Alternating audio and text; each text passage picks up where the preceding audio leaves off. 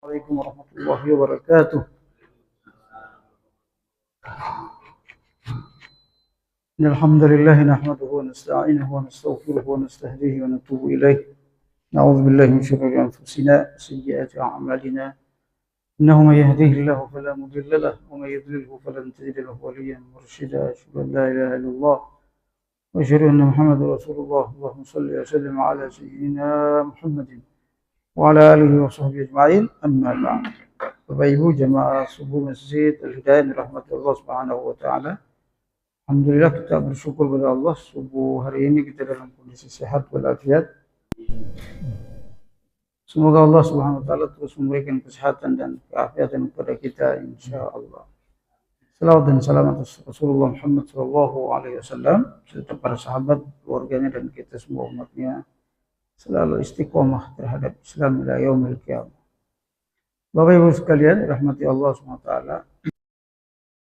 Kita lanjutkan kajian kitab Minhajul Mu'min. Memang kitab ini tujuannya adalah mengupgrade status kita dari sekedar muslim menjadi mukmin. Yaitu mukmin yang selain meyakini Allah Subhanahu wa taala, mentauhidkan Allah SWT dalam segala hal, juga mengamalkan Islam, Al-Quran dan Sunnah ini dalam kehidupan sehari-hari, baik dalam masalah-masalah kecil maupun masalah-masalah yang besar. Ini tujuan kitab ini, baik masalah pribadi maupun masalah berjamaah, baik dalam masalah keluarga maupun masalah negara, semua diatur oleh Islam. Nah, mukmin sejati itu seperti itu, dia mengamalkan Islam itu secara holistik, secara totalitas. Maka tidak semua kemudian muslim itu bisa naik levelnya menjadi mukmin kalau dia tidak belajar, tidak ngaji, tidak menguatkan imannya dan seterusnya.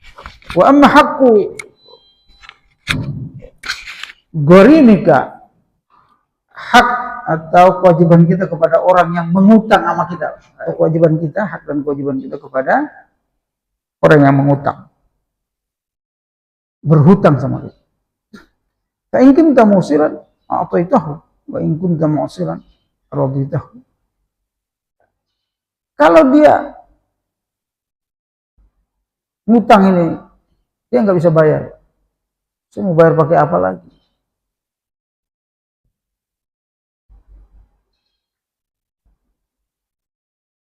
Bayar pakai apa?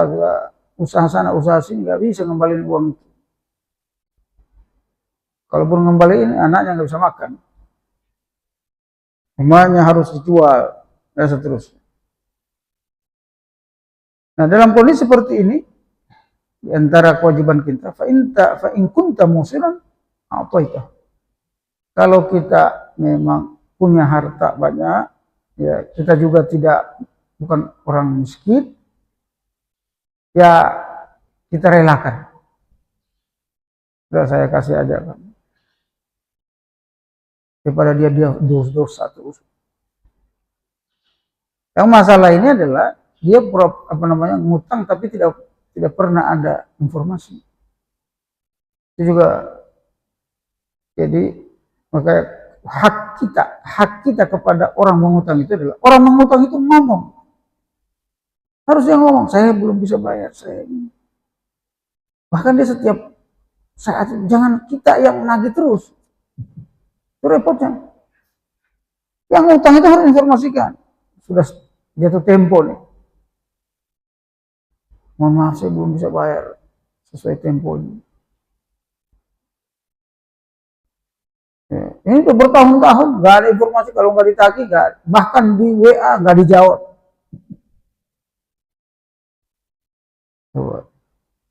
Jadi yang ngutang itu nggak tahu juga ajaran agama.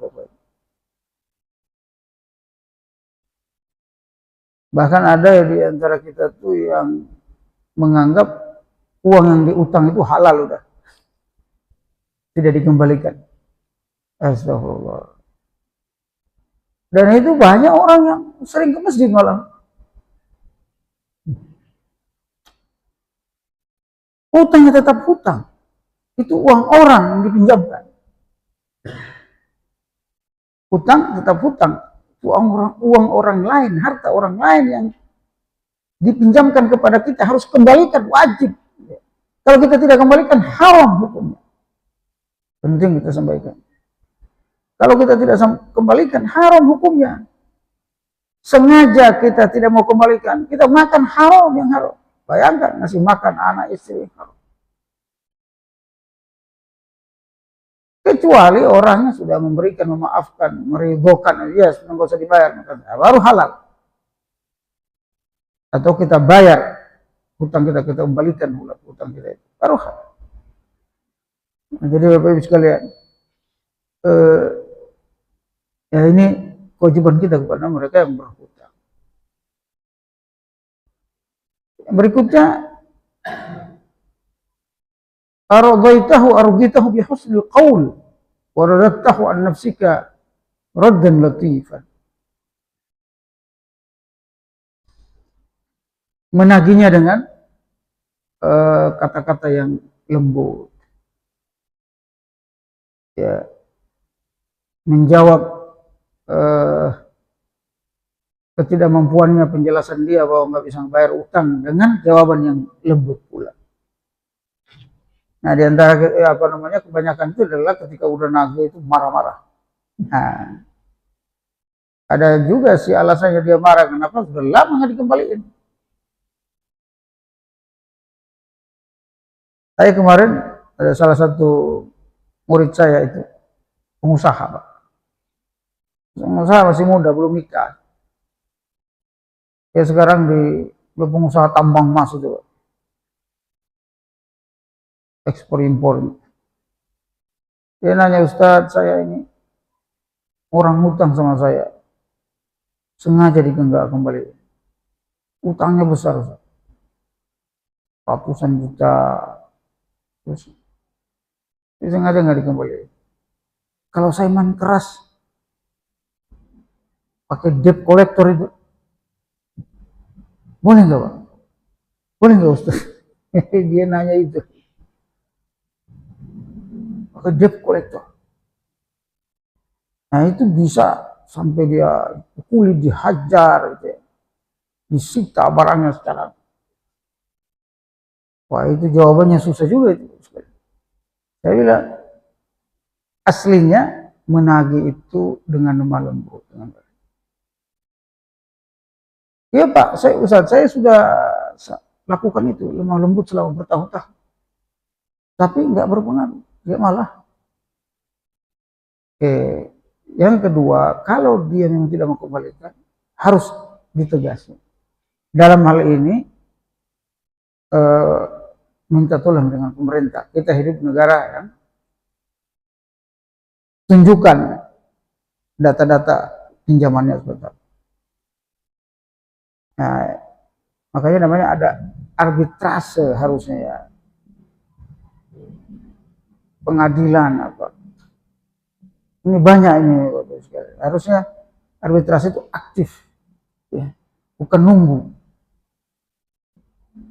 Kenapa orang akan bunuh-bunuhan, Pak? Pakai debt collector itu kan itu menghakimi sendiri itu. Berbahaya. Debt collector menghakimi sendiri. Kalau setiap orang yang kuat begitu bisa orang terbunuh-bunuhan. Nah, negara harus hadir di situ.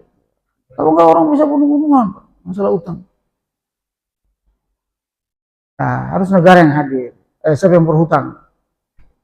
Jaminan apa? Kalau dia tidak bayar dalam tahun dia tidak bayar, apa yang diambil? Sesuai harga utang. Negara yang ambil, harus ada orang ketiga yang ngadili. Bukan antara dua orang itu. Nah kita itu orang ngutang juga nggak ada saksi, Pak, itu masalahnya juga. Hanya berdua saja.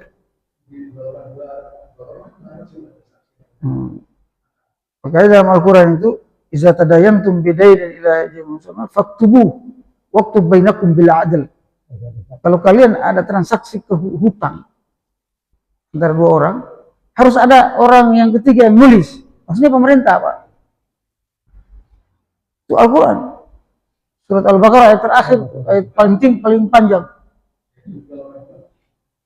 282. Tulis. Karena memang itu Allah sudah tahu, Allah Maha tahu. Nanti kalian berselisih ini. Ini malah ada satu atau ada dua saksi. Kalau saksi itu ada dua. Cuma orang kan kalau ngutang ada saksi kan gak enak. Malu saya ngutang dilihat. Minimal ada tanda tangan. Ada video dalam hari itu.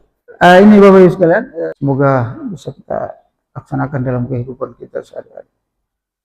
Kita tutup dengan doa kafaratul majlis. Subhanakallahumma bihamdika asyhadu an la ilaha illa anta astaghfiruka wa atubu ilaik. Terima kasih atas perhatiannya. Assalamualaikum warahmatullahi wabarakatuh.